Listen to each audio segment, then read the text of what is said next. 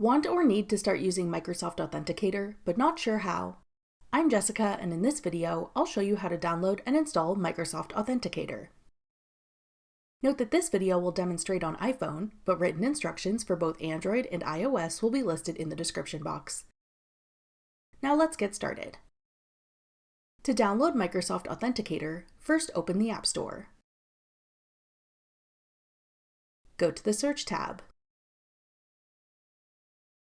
Then type in Microsoft Authenticator at the top.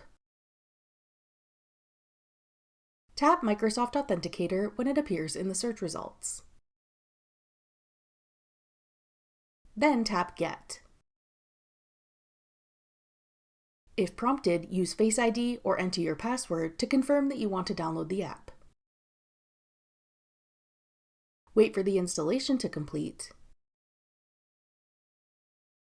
Then tap Open to start using Microsoft Authenticator.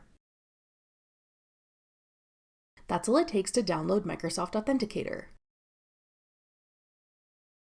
Want to start using Microsoft Teams as well? Check out this tutorial next. Click the video on your screen now to watch. Thanks for watching.